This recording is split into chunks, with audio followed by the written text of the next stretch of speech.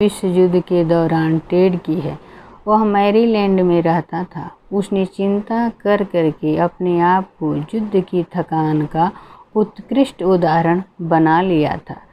Ted non commission officer था। उसका काम युद्ध में मरने वाले, लापता होने वाले और अस्पताल में भर्ती होने वाले लोगों का रिकॉर्ड रखने में मदद करना था। मित्र देशों और शत्रु सिपाहियों के उन लोगों को भी उसे बाहर निकालना होता था जिन्हें युद्ध के दौरान हड़बड़ी में मारकर जल्दबाजी में गलत कब्रों में दफना दिया गया था। उसे उन मरे हुए लोगों के व्यक्तिगत सामान इकट्ठा करने थे और यह देखना था कि उनके माता पिता पर करीबी रिश्तेदार के पास भेज दिए जाएं, जो इन्हें बहुत अच्छी तरह संभाल कर रखें। टेड इस डर के मारे लगातार चिंता में रहता था कि कहीं कोई गंभीर और परेशान करने वाली कोई गलती न हो जाए। वह इस बारे में चिंतित रहता था कि क्या वह कभी इन चीज़ों से बाहर आ पाएगा। वह इस बारे में भी चिंतित रहता था कि क्या वह कभी अपनी 16 महीने के इकलौते बेटे को गोद में लेने के लिए जिंदा बच पाएगा, जिसे उसने कभी देखा नहीं था। वह इतना चिंतित रहता था कि उसका 34 पाउंड वजन कम हो गया था। एक दिन वह अपनी हाथों की तरफ देखा। उसे सिर्फ हड्डी और चर्बी का ढांचा दिख रहा था।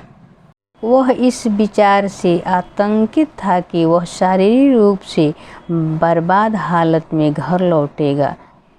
वह टूट गया और एक दिन एक छोटे बच्चों की तरह रोने लगा। वह इतना हिल चुका था कि जब भी अकेला होता, हर बार उसकी आंखों में आंसू उमड़ आते थे।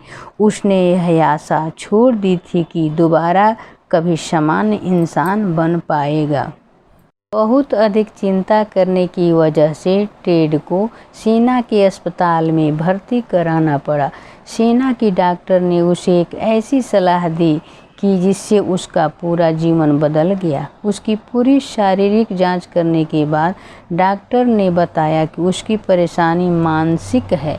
डॉक्टर ने कहा, टेड, मैं चाहता हूँ तुम यह मान लो कि तुम्हारा जीवन एक बालू घड़ी की तरह है। तुम्हें पता है कि बालू घड़ी के ऊपरी हिस्से में बालू के हजारों कण होते हैं और वे सब धीरे धीरे समान गति से बीच की संकरी गर्दन से गुजरते हैं। चाहे आप या हम पूछ कर लें, बालू घड़ी को नुकसान पहुंचाए बिना हम इस संकरी गर्दन से एक बार में बालू के एक कण से अधिक को पार नहीं करा सकते।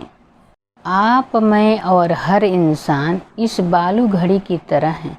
जब हम सुबह उठते हैं तो हमें लगता है कि हमें एक दिन में सैकड़ों काम निपटाने हैं, परंतु अगर हम एक बार में एक काम नहीं करेंगे और उन कामों को धीरे धीरे तथा एक समान गति से दिन में नहीं गुजरने देंगे, जिस तरह बालू घड़ी की संकरी गर्दन से बालू के कण गुजरते हैं, तो यह बात तय है कि हम अपने शारीरिक या मानसिक ढांचे को तोड़ लेंगे। बैन ने उस दिन से इस फिलॉसफी पर अमल किया। एक बार में एक ही बालू का कण, यानी एक बार में एक ही काम। इस सलाह ने युद्ध के दौरान शारीरिक और मानसिक रूप से बचाया और जिसकी मदद से वह aircraft printing and offset company में public relations and advertising director के वर्तमान पद पर पहुंच सका।